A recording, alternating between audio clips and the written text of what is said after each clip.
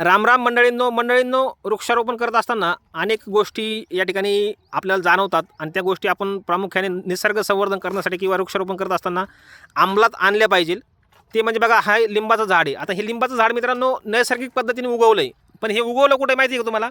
हे ह्या खडकात.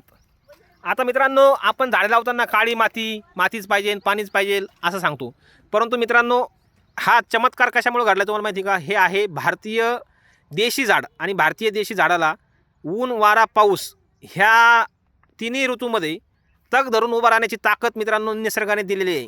आता तुम्ही पाहताय तर हे खडकात हे झाड उगलं आहे, माती आहे, परंतु हे खडकात झाड उगल्यानंतर हे झाड फक्त उगलंच नाही तर मित्रांनो मोठं देखील झालं आहे. हे झाड साधारण 4-5 वर्षाचं असू शकतं. तर मित्रांनो झाडं हे देशी लावल्यानंतर त्याचा फायदा काय होतो तर त्याला पाणी देण्याची गरज नाही. आणि मित्रांनो हे जे झाड लावलं आहे हे झाड अशा ठिकाणी लावलं आहे की इथं शेळी जनावर येऊ शकत नाही, त्याला खाऊ शकत नाही.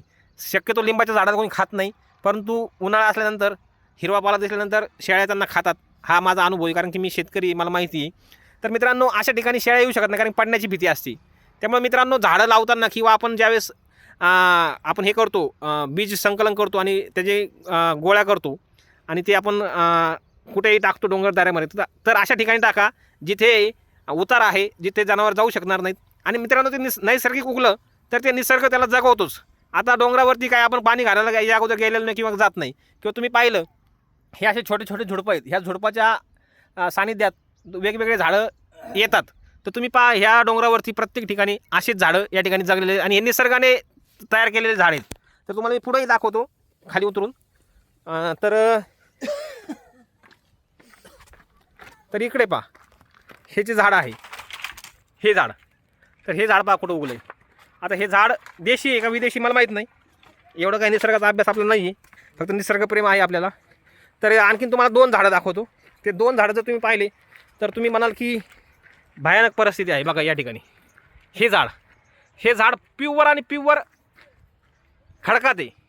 याला लहान असताना पाणी घातले ना काही, परंतु निसर्गाच्या सानिध्यातून त्याला ऑटोमॅटिक पाणी मिळतं आणि ते मोठं होतं आहे.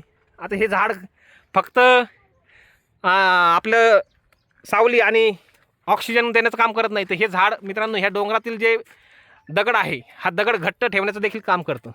तर अशा पद्धतीने निसर्ग संवर्धन होतं मित्रांनो. तर अशा पद्धतीने आपण त्याला सहकार्य करणं गरजेचं आहे, जेणेकरून झाड वाढू शकतं. हे बघा हे सौंदर्याचं झाड आहे आणि हे सौंदर्य देखील निसर्गासाठी खूप उपयुक्त आहे, फक्त आपल्यासाठीच नाही तर पशुपक्ष्यांसाठी देखील. आणि हे देशी झाडं आहे, विदेशी झाडं लावण्यापेक्षा देशी झाडं लावण्याला प्राधान्य द्या. तर आता तुम्हाला दुसरं एक झाड दाखवतो मी. हे पहा एकत्र वाढलेलं सौंदर्य आणि लिंबाचं झाड एकत्र संगोपन झाले मित्रांनो ह्या सौंदर्य आणि लिंबाच्या झाडाचं. तर असे जे झाडं आहेत, आता बघा हे झाड तुम्ही पाहताय हे कोणतरी कुऱ्हाडीने तोडले, तर कृपया झाडं तोडण्याचं थोडंसं टाळा.